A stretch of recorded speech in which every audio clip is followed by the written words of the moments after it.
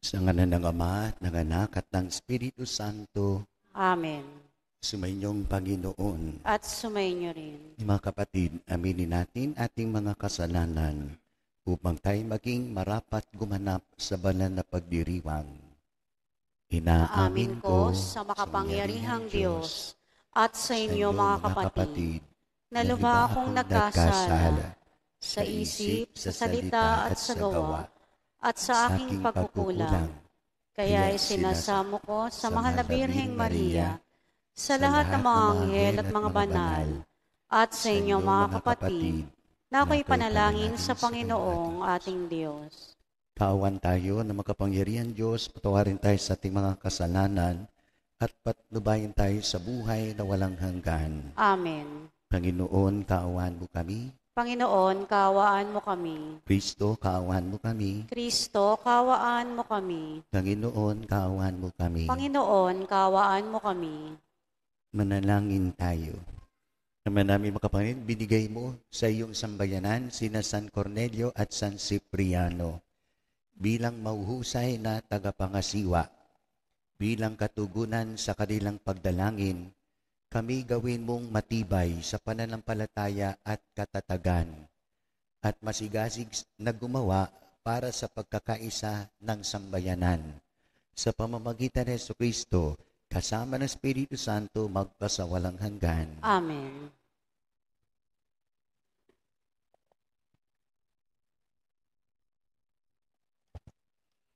Pagbasa mula sa unang sulat ni Apostol San Pablo kay Timoteo.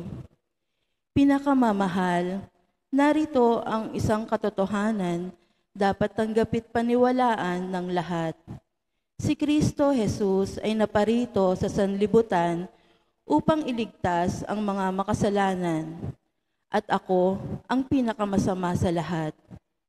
Ngunit kinahabagan ako ng Diyos upang sa nangyari sa akin ay ipakita ni Kristo Jesus kung gaano siya katyaga, at maging halimbawa ito sa mga mananalig sa Kanya at pagkakalooban ng buhay na walang hanggan. Purihin at dakilain magpakailanman ang iisang Diyos, Haring walang hanggan, walang kamatayan, at di nakikita. Amen. Ang salita ng Diyos. Salamat sa Diyos.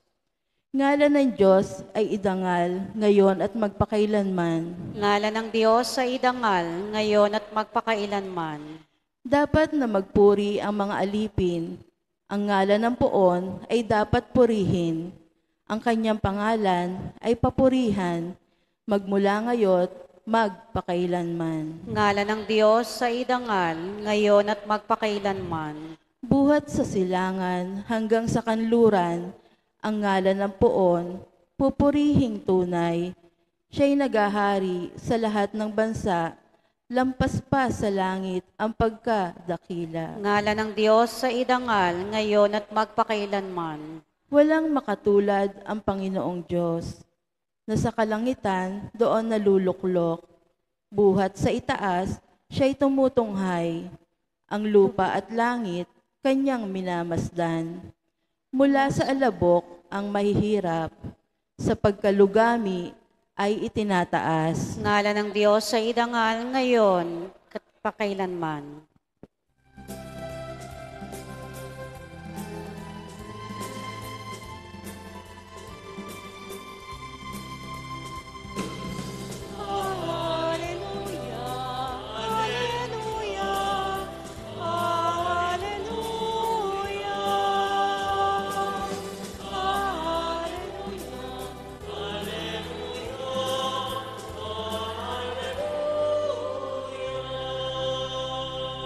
Ang sa aking nagmamahal, tutupad sa aking aral, ama't ako'y mananahan.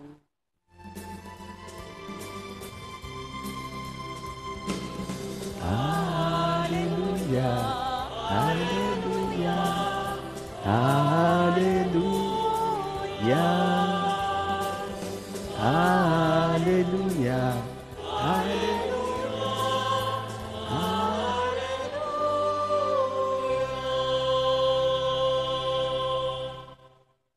Sumainyong Panginoon. At sumainyo rin. Ang mabuting balita ng Panginoon ayon kay San Lucas. Papuri sa iyo, Panginoon. Nung panahon yon, sinabi ni Jesus sa kanyang mga alagad, walang mabuting punong kahoy na namumunga ng masama, at walang masamang punong kahoy na namumunga ng mabuti. Nakikilala ang bawat punong kahoy sa pamamagitan ng kanyang bunga, sapagkat hindi nakapipitas ng igos sa puno ng aroma, at di rin nakapipitas ng igos sa puno ng dawag. Ang mabuting tao ay nakapagdudulot ng mabuti, sapagkat tigib ng kabutihan ng kanyang puso. Ang masamang tao ay nakapagdudulot ng masama, sapagkat puno ng kasamaan ang kanyang puso. Sapagkat kung ano ang bukang bibig, siyang laman ng dibdib. Tinatawag niyo akong Panginoon, Panginoon, ngunit hindi naman ninyo ginagawa ang sinasabi ko. Ipakikilala ko sa inyo kung kanino natutulad ang bawat lumalapit sa akin, nakikinig ng aking mga salita at nagsasagawa ng mga ito. Katulad siya ng isang taong humukay ng malalim at sa pundasyon ng bato nakatayo ang bahay. Bumaha at ang tubig ay bumugso sa bahay na iyon, ngunit hindi nagiba sapagkat matatag ang pundasyon. Ngunit ang nakikinig ng aking mga salita at hindi nagsasagawa nito ay katulad ng isang taong nagtayo ng bahay na walang pundasyon. Bumaha, nadaanan ng tubig ang bahay na iyon, at pagdakay bumagsak, lubusang nawasak ang bahay na iyon. Ang mabuting balita ng Panginoon. Pinupuri ka namin, Panginoong Hesukristo. Magandang umaga po sa inyo lahat. Kamusta na po kayo? Sa unang pagbasa, nahin natin si San Cipriano at si San Cornelio. San Cornelio ay papa, San Cipriano ay obispo. Sila'y best friend. Okay? So mahalaga yung mayroon tayong best friend. Nang mahalal si Cornelio, 250 hanggang 253. 3 taon lang siya naging papa. Bakit? Panahon ng pag-uusig, years of persecution. 1st century hanggang 3rd century, hanggang 313, hanggang hindi nagiging emperor si Constantine na naging Kristiyano, kaya naglaho ang persecution. So siya'y 250 hanggang 253 years of persecution. Si Cipriano naman ay naging obispo 248 hanggang 258. Yan siya? So silang dalawa ay halos nagkasabay sa pagiging obispo. So si San Cipriano ay 10 taon naging obispo. Ba't 10 lang? Papatayin din siya. Cornelio, papa, 3 taon lang naging papa, pinatay din siya. Kaya magkasabay ang kanilang kapistahan ng pagiging martir. Okay? Ang unang 300 taon ng inang simbahan, ang daming sumilang na martir. Kasi ang mga Kristiyano, pati ordinaryong tao, ay pinapatay. Kaya kaya natin sabihin, ang ating pananampalataya ay dalisay. Kasi ang ating mga ninuno ay nag-alay ng kanilang buhay, naging matatag sa pananampalataya hanggang kamatayan. Tinularan siyempre nila si Jesus na isang martir. Hindi lang martir, hari ng mga martir. Kasi siya rin sa kanyang katotohanan at karunungang tinuro, kaya niyang lagdaan ng dugo, kaya niyang mamatay, hindi niya ipagpapalit ang katotohanan. Kasi ang katotohanan ay higit pa sa ating buhay. Kung yun ay ating paniniwala, o kahit tayo usigin, hindi tayo bibigay.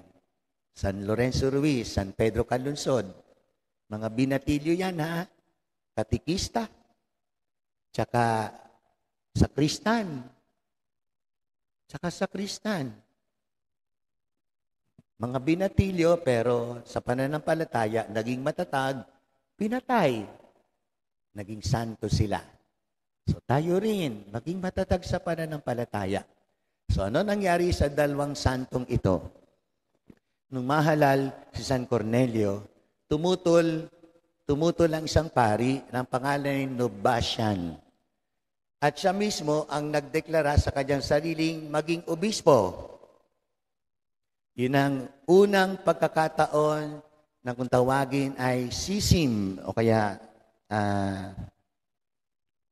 antipope. The first antipope ay si Nobasyan, isang pari. Dineklara ang kanyang sariling obispo at sinasalungat ang papang si Cornelio.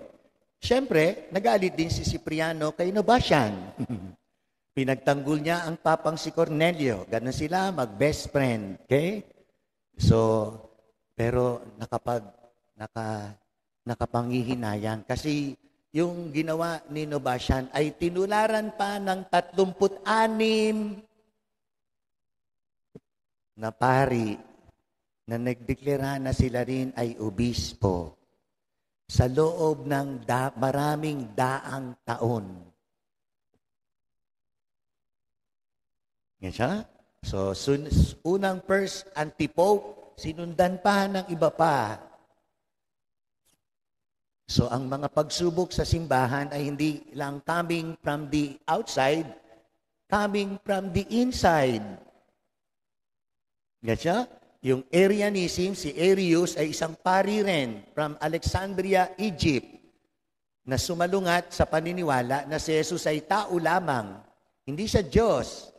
Hanggang ngayon, yung paniniwalang yan ay maraming sumusunod. Iglesia ni Cristo, di sila naniniwalang si Jesus ay Diyos. Siya ay tao lamang, dakilang tao lamang. Kasi 2,000 taon na, pero andyan pa rin.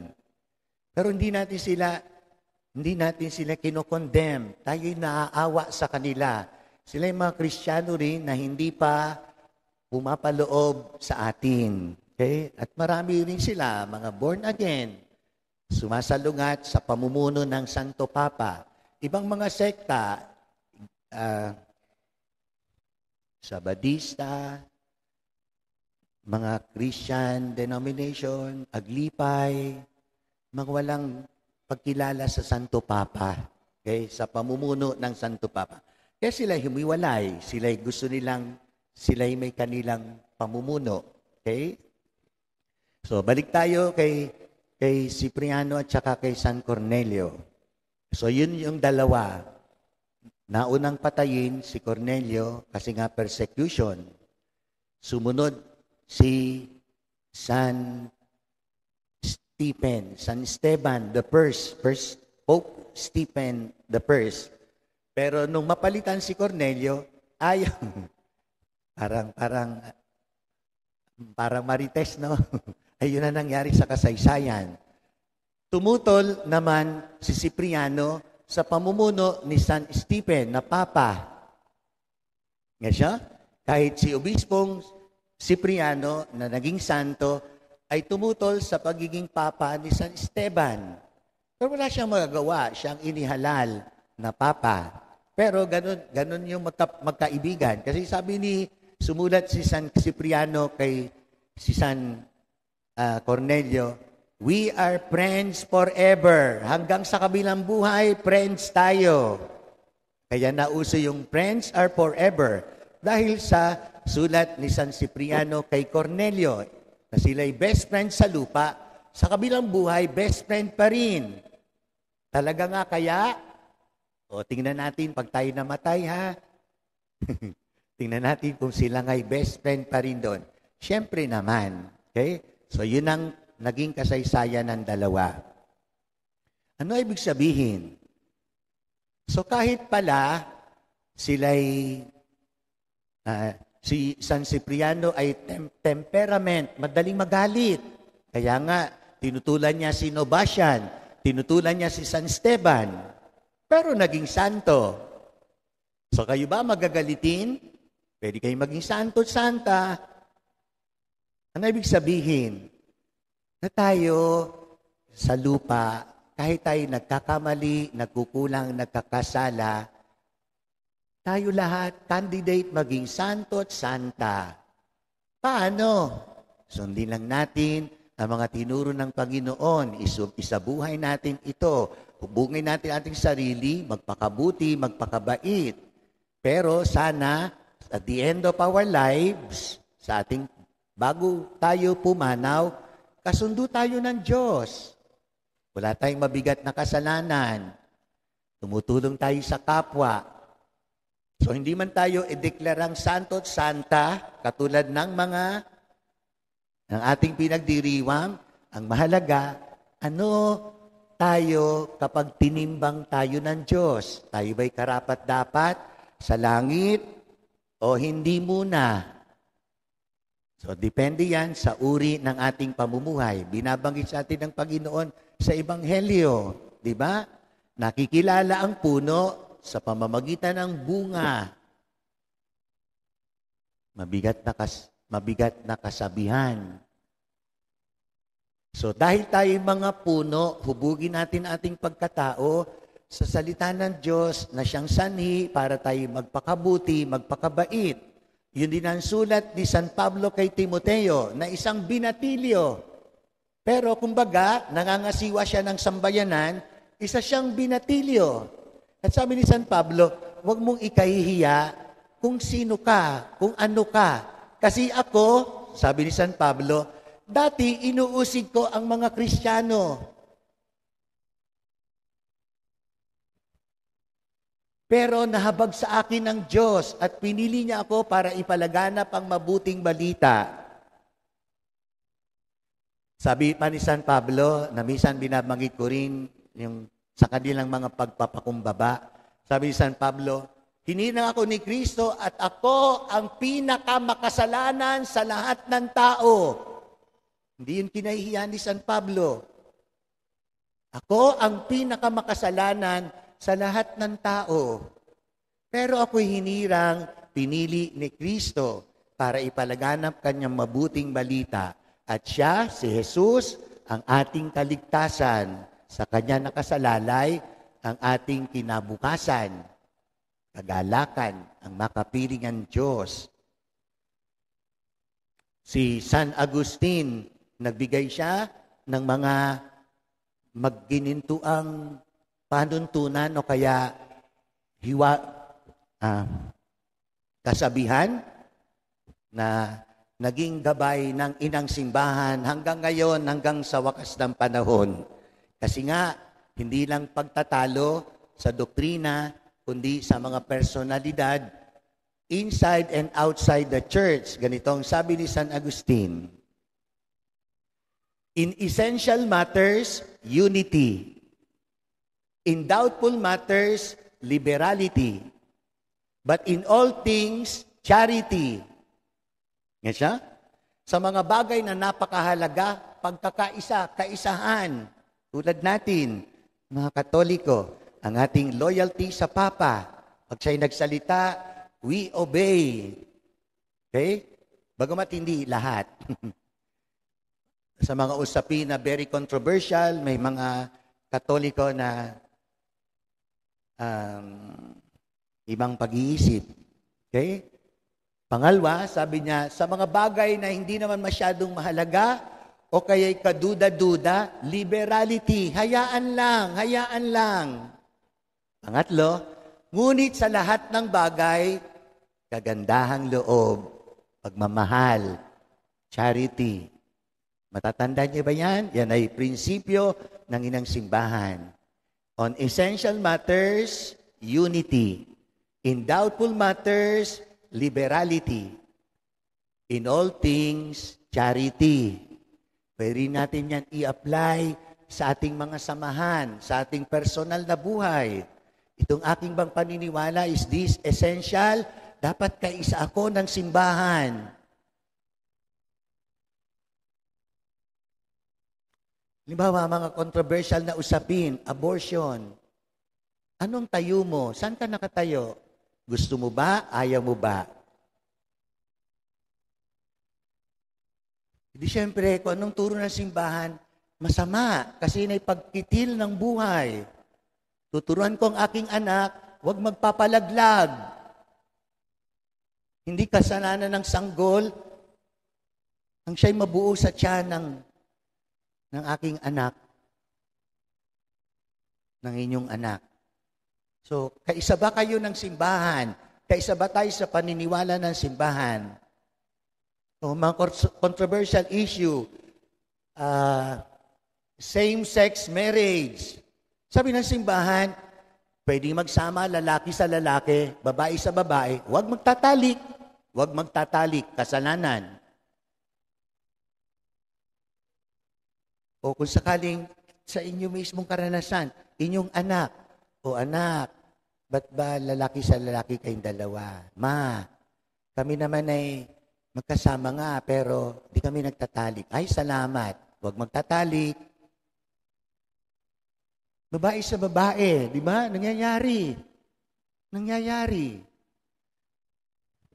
Pero paalalahanan, okay lang, magsama kayo, kasi minsan, may mga celebrity na publicly sabi nila, asawa ko siya. Hindi nila kayang maging, tawag doon,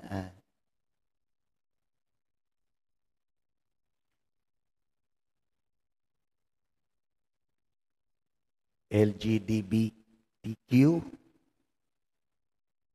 At minsan sa inyong pamilya nangyayari. So sana alam nyo ang inyong ipapayo. Ano ang sinasabi ng simbahan sa ganitong kalalagayan ng ating mga mahal sa buhay. Yung turo ng simbahan. Pero sana sa lahat na mahalaga, unity. Hindi man masyadong mahalaga, liberality. Hayaan lang. Halimbawa, Father, bakit tayo pag consecration nakaluhod? Sa Manila po nakatayo. Mahalaga ba yon?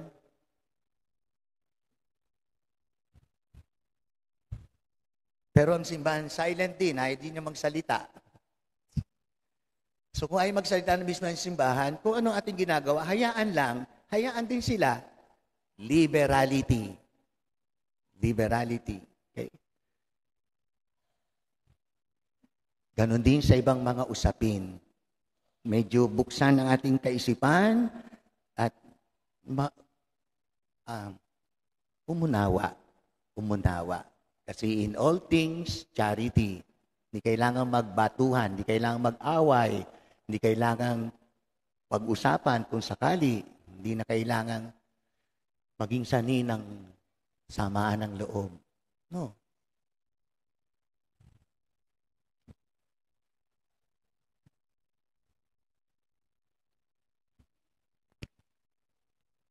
Katig sa pananalig sa Ebanghelyo na nag-uutos sa ating magtayo ng bahay espiritual sa bato, manalangin tayo sa Ama, sabihin natin, O Diyos aming lakas, pakinggan mo kami. O Diyos, aming lakas, pakinggan mo kami.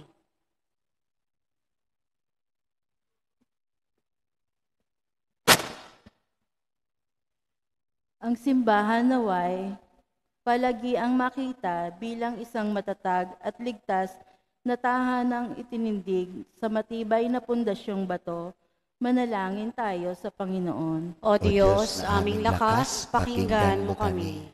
Ang mga pinuno ng mga bansa naway maglingkod sa kanilang mamamayan ng may katapatan at katotohanan sa nakalilitong mundong ito, manalangin tayo sa Panginoon. O Diyos, aming lakas, pakinggan mo kami.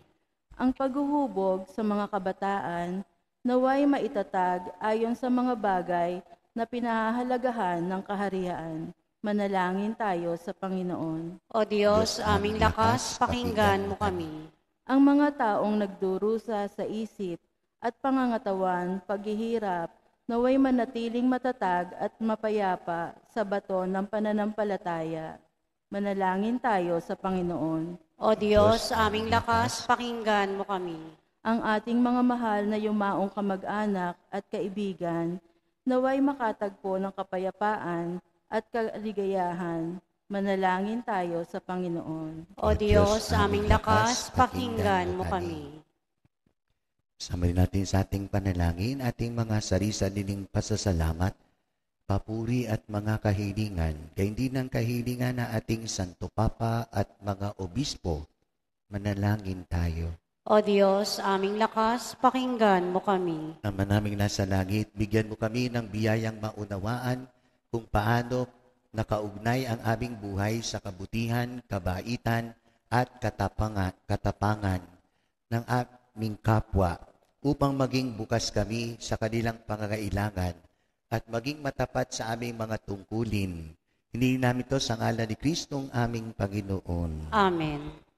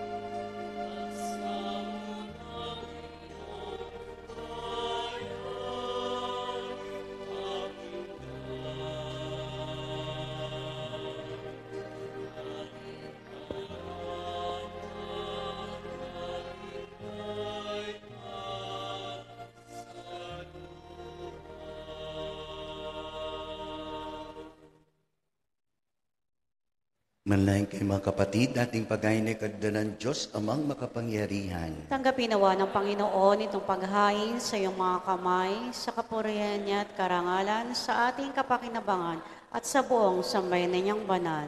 Manalangin tayo. Ama namin lumikha, tanggapin mo ang mga alay ng iyong sambayanan. Ngayong ginugunita ang tiniis ng iyong mga martir. Ang banal na paghahaing nagdulot ng kagitingan upang matiis ni na San Cornelio at San Cipriano ang mga pahirap ng kalaban, ay magbigay din nawa sa amin ng katatagan sa mga kahirapan, sa pamagitan ni Jesucristo kasama ng Espiritu Santo magpasawalang hanggan. Amen. Sumayinyong Panginoon At sumayo rin. sa Diyos sa inyong puso at diwa. Tinaas na namin sa Panginoon. Pasalamatan natin ng Panginoong ating Diyos. Marapat na siya'y pasalamatan. Naman namin makapangyarihan, tunay ngang marapat na ikaw ay aming pasalamatan. Ngayong amin ding kagalakan na mahalabirin ng Santissimo Rosario ay parangalan. Bukod mong pinagpala, Panginoon Jesucristo, ang mahalabiring nagpupuri at nagagalak sa iyo. Ikaw ang gumawa ng tanang dakilang bagay, ikaw ang lumilingap sa lahat kailanman. Nilingap mong mahal na Birhen bilang iyong abang alipin na binigyan ng tungkuling kumalinga sa anak mo manunubos namin. Kaya kaisa ng manghel na nagsisiawit ng papuri sa iyo na walang humpay sa kalangitan, kami nagbubunyi sa iyong kadakilaan.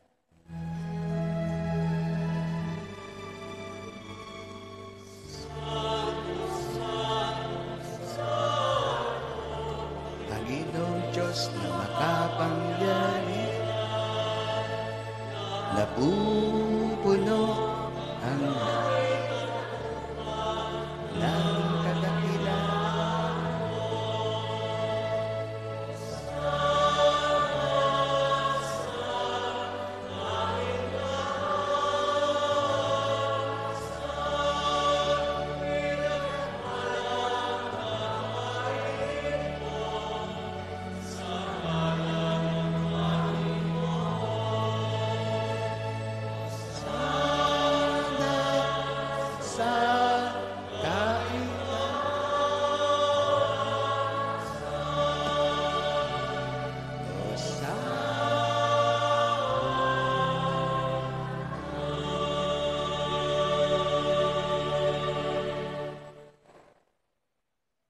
Naman naming banal, ikaw ang bukal ng tanang kabanalan.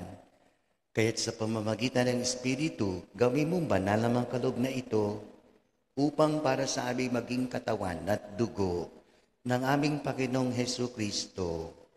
Bago niya pinagtiis ang kusang loob na maging handog, hinawakan niya ang tinapay, pinasalamatan kanya, pinaghati-hati niya yun, iniabot sa kanyang mga alagad at sinabi, "Tanggapin ninyong lahat ito at kanin.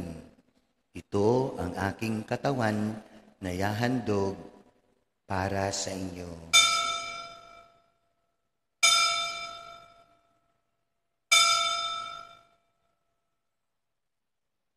Gayun din naman nang matapos ang hapunan, hinawakan niya ang kalis, muli kanyang pinasalamatan. Iniabot niya ang kalis sa kanyang mga alagad at sinabi, "Tanggapin ninyong lahat ito at inumin. Ito ang kalis ng aking dugo, ng bago't walang hanggang tipan. Ang aking dugo na ibubuhos para sa inyo at para sa lahat, sa kapagpapatawad ng mga kasalanan. Gawin niyo ito sa pag-alaala sa akin."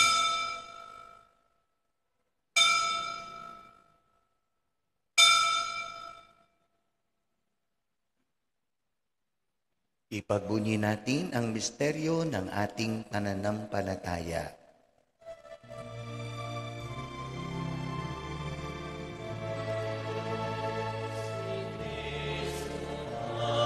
Namatay, si Kristo ay nabuhay, si Kristo ay babalik sa wakas ng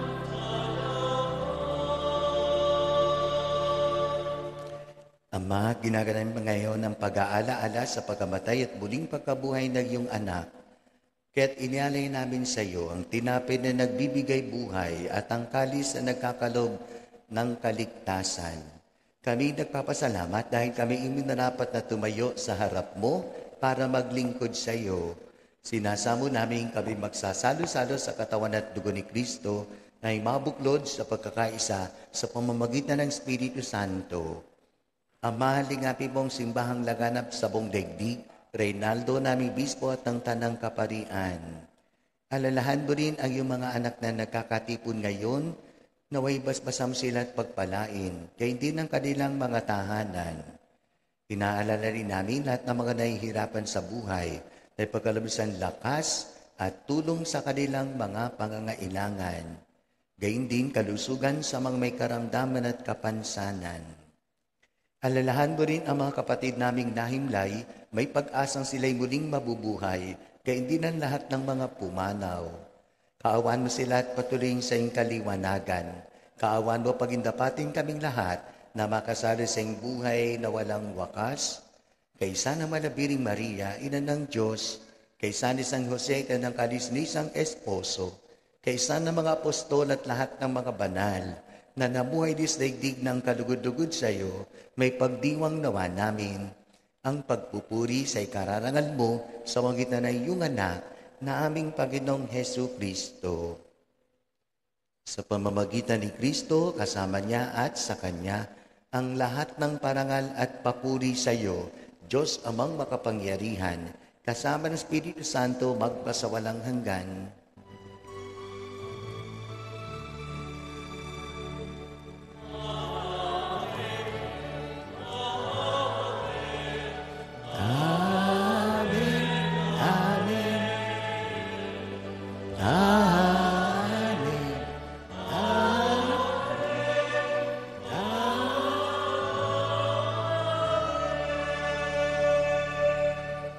Sa tagubili ng agagaling na utos at tunay Jesus nating Panginoon at Diyos, lakas loob nating awitin ng Ama namin.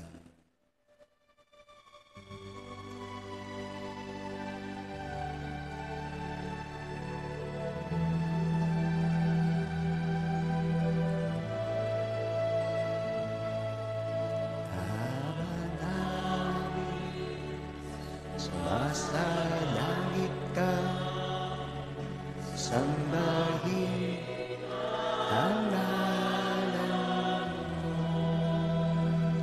mapasa ang kaharian, sundin ang loob mo, dito sa parang nasa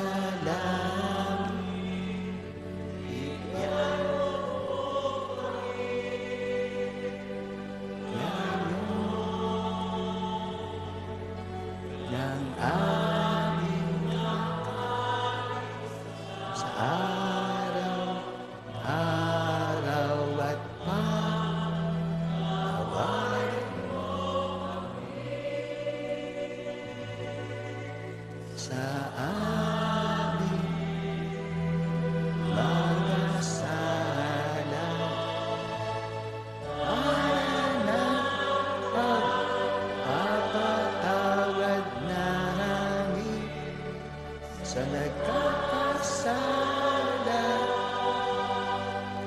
sa amin, at huwag mo kami pahimulan sa tukso, at iadya mo kami sa lahat ng masama. Nilinayan kami Diyos sa lahat ng masama, pagkalooban ng kapayapaan araw-araw, iligtas sa kasalanan at ilayo sa lahat ng kapahamakan, samantalang aming minanabikan ang dakilang araw ng pagpapahayag ng tagapagligtas namin sa Jesucristo.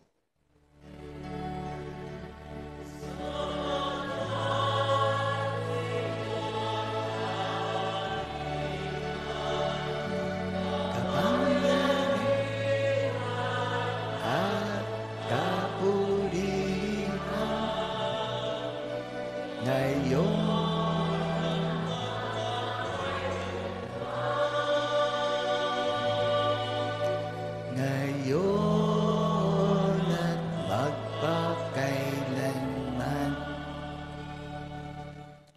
Panginoon Jesucristo, sinabi mo sa mga apostol, kapayapaan ang iniwan ko sa inyo, ang aking kapayapaan ang binibigay ko sa inyo. Tungayan mo aming pananampalataya at huwag ang aming mga pagkakasala. Pagkalooban mo kami ng kapayapaan at pagkakaisa ayon sa iyong kalooban. Kasama ng Espiritu Santo magpasawalang hanggan. Amen. Ang kapayapaan ng Panginoon ay laging sumainyo. At sumayo rin. Magbigayan kayo ng kapayapaan sa isa't isa.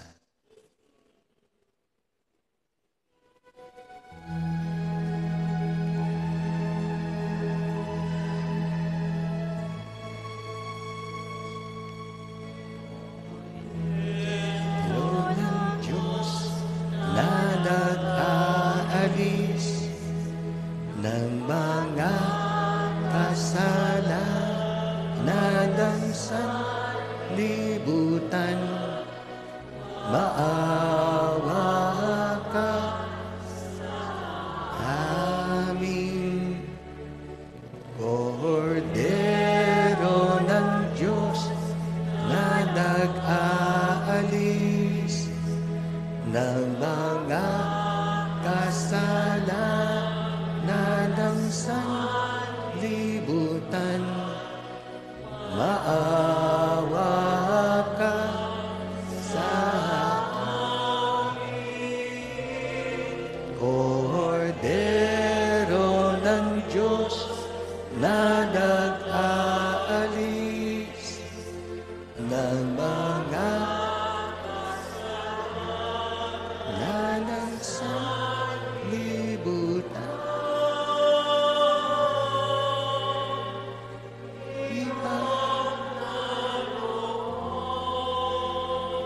mo sa amin ang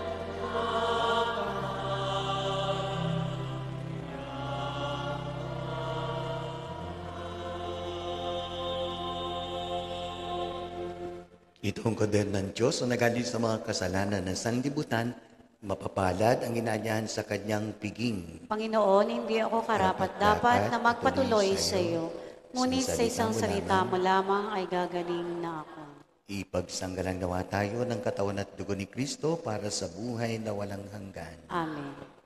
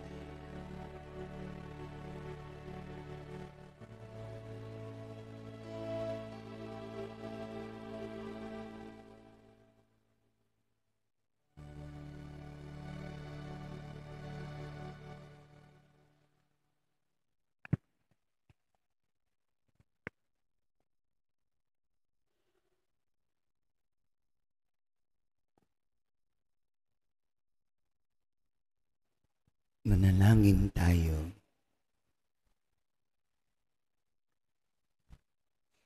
Naman naming mapagmahal, ngayong amin ang napagsaluhan, ang haing nagbibigay buhay. Hiniling namin kaming pinaghaharian ng iyong Espiritu ng kagtingan, ay maging mga saksi ng katotohanan ng mabuting balita, ayon sa halimbawang pinakita ni San Cornelio at San Cipriano. Sa pagitan ni Jesucristo, kasama ng Espiritu Santo, magpasawalang hanggan. Amen. Mga bata po, ilapit niyo po dito sa altar. Pagbabasbas ng mga bata.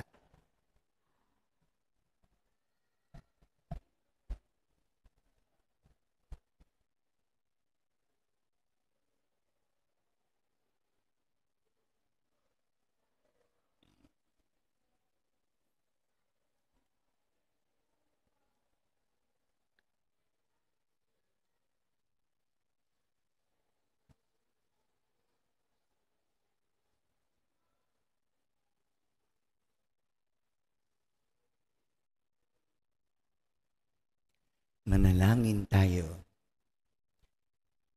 Panginoong Jesucristo, iyong minamahal ang mga bata, niyayakap mo at sila'y pinagpapala.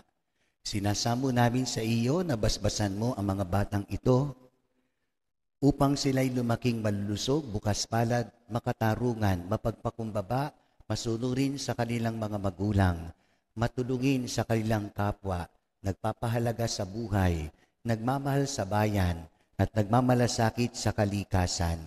Ilayo mo sila sa masasama at naway ang kanilang buhay ay maging magandang awit ng papuri sa iyong pangalan.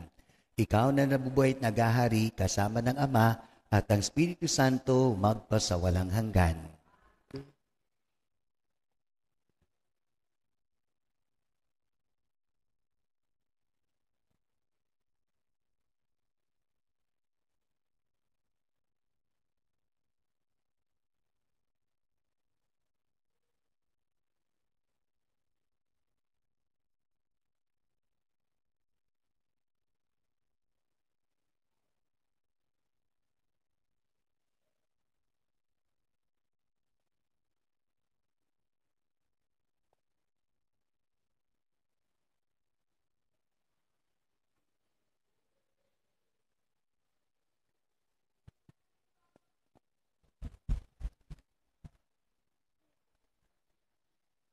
Sumainyong Panginoon. At sumayo rin. Pagpalain kayo ng makapangyarihang Diyos Ama at ng Anak at ng Espiritu Santo. Amen. Tapos nating pagdiriwang buhay tayong mapayapa at nagmamahalan. Salamat sa Diyos.